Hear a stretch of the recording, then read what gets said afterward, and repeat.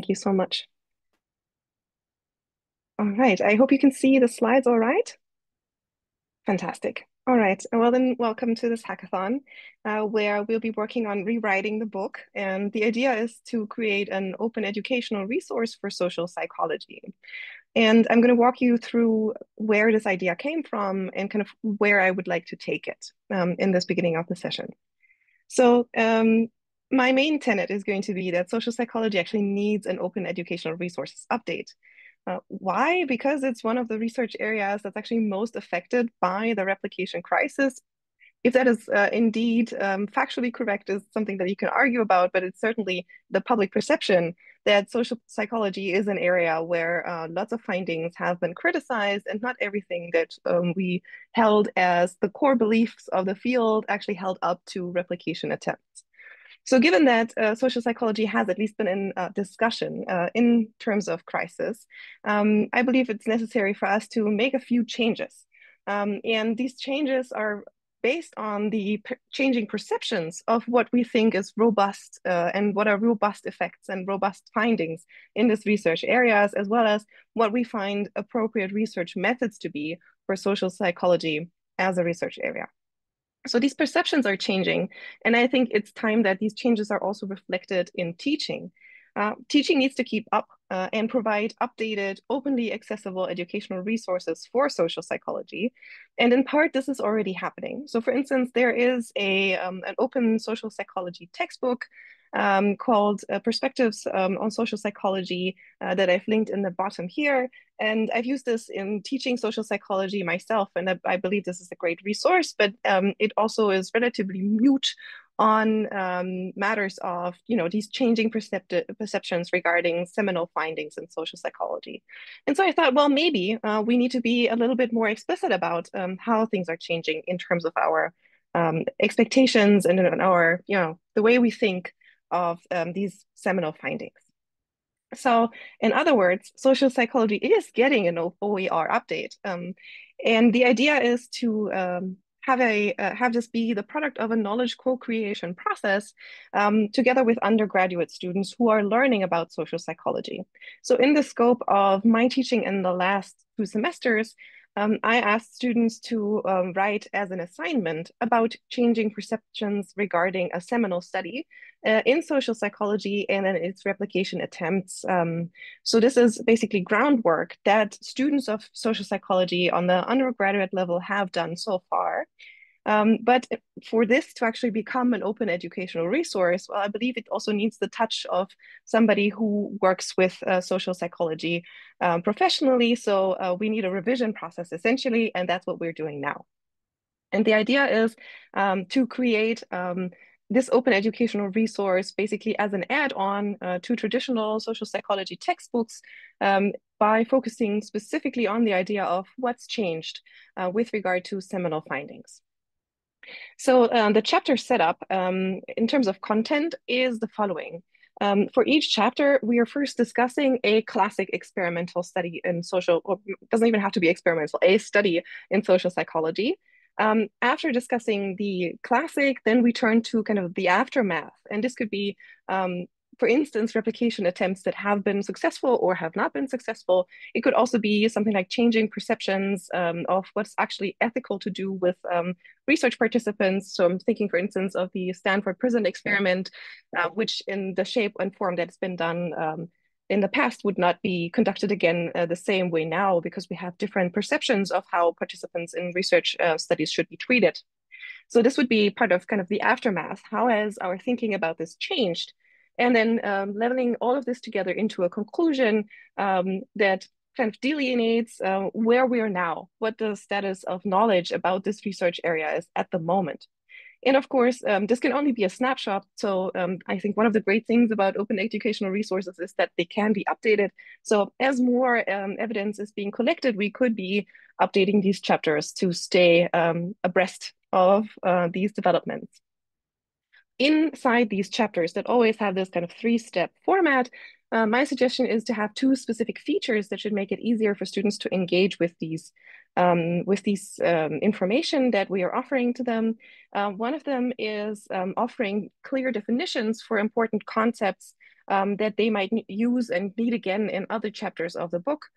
So for instance, there is, if we write a chapter on cognitive dissonance, it would be helpful to actually define what this is. That's what we should do kind of for all the important keywords that are being used throughout the book. In addition to that, my hope is that we can include some discussion questions for students who are reading the book that ask them to reflect on what they've just read, kind of apply it either to their personal experiences or to the broader context that they engage with in the real world. To see if they can, become a bit more active in reading the book than just absorbing the materials, and instead also working with them by reflecting on these discussion questions. So these are the features that I would really like to include within each chapter, following this three-pronged layout, and then building in definitions and discussion questions to help students engage with the materials more deeply. I've also included an example chapter for you.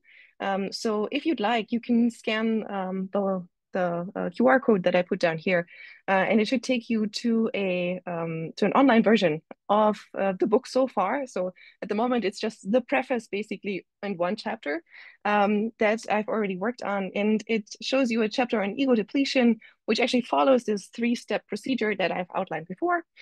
So it includes reflections on the original study.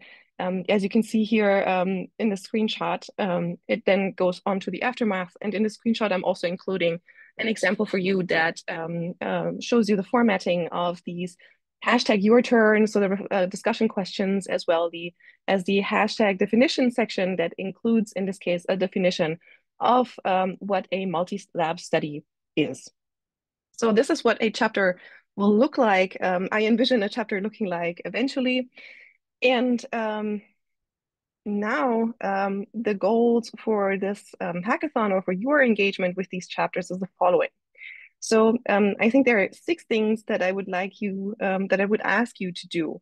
The first, and I believe even the most important one, would be to check if the claims that the chapter makes are correct representations of what you think the original studies and replication attempts, or what other kind of aftermath happened, if these claims are correctly represented. Because, of course, this is supposed to be a textbook, so it's incredibly important that we are communicating information that we think is correct. So your first task, fact-checking. The second task is geared towards simplifying the text that we have. So the writing that you will find in these individual chapters may sometimes not be super easy to grasp. So it is written by German psychology students. If you know Germans, you know that we like long sentences. So perhaps you will find opportunities to simplify the language so that sentences are shorter. And so it's easy for undergrad psych students to understand the content. And if you could check if the writing is clear, so if references to each other make sense and things like that, that would also be incredibly helpful. So check, simplify, and the third step that I would ask you to consider is whether you would like to expand the chapter. So you are experts on working with these research matters relating to social psychology. You might know more about the certain topic that you're picking than the undergrad students who wrote the drafts. So if that is the case, you're more than welcome to expand the chapter. If you think there's anything else that undergrad students should know about the topic, please feel free to continue and write more. In addition, I would ask you to please check whether you agree with the definitions that are given and suggested in the chapters so far. And they should be also included already with references, but if you have a different definition or a better definition that you would like to add, please, by all means, feel welcome to do so. And then lastly, I would ask you to take a look at the suggestions for discussion questions that are in the chapters and reflect on whether you think that they're appropriate, or if you have any idea for a different or maybe a better discussion question that you would like to pose, or just an additional one that's also completely welcome. Please feel free to add them. So these are kind of the 6 hackathon goals that I set. And of course, this is open to discussion. If you have anything else that you believe needs to be done about these chapters, please let me know. But as somebody who's looked at the chapters before, I believe these would be kind of my priorities at the moment. So my request for you would be to pick a chapter that you're interested in and jump in. Before you actually do that, let me walk you through the chapters that we've collected so far. And you can also find these again in the Frama pad that is linked with this session in the conference schedule. So the students selected these topics, and I only picked, with the help of a student assistant, one of the chapter suggestions for each of the topics that were available. That means what you might see is a slightly idiosyncratic selection of chapters that we have at the moment. And they include topics such as the bystander effect, the Florida priming effect. So this is age priming effect, information about the false consensus effect, and also the famous hot coffee studies. So my suggestion would be that you're invited to take a look which of these chapters you feel like contributing to. Let us know via the Frama pad if you would like to work on something, just put your name behind it. And also, if you have a wish for an additional chapter that we could include, please do let me know. So before this conference, somebody already reached out to me and said, well, we definitely need a chapter on cognitive dissonance, right? And I agree. So I already put it on the wish list. If you feel like there is something that we are missing so far, please feel free to put this in the list on the Frama pad. And once you are willing to adopt the chapter and jump right in, I also put together just a folder with key PDFs of the original studies that are cited, so you have an easy access to them. If you need any other paper during the process of this hackathon, please feel free to let me know and I'll go find it for you. And the links to each of these chapters in an editable version, as well as to the folder that contains all the PDFs, is linked in the Frama pad. All right.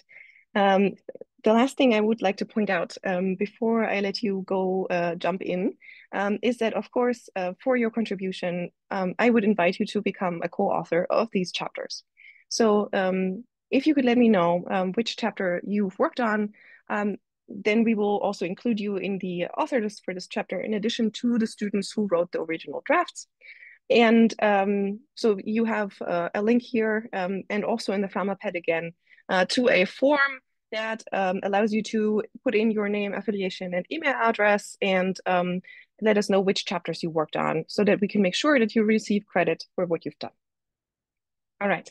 The link to the slides is also in the Frama pad, so you can go back to all of the things that I've just said and make sure that you don't get lost. I'm going to go back to this overview of the chapters and pause here for a second to ask if there are any questions that you have at this moment.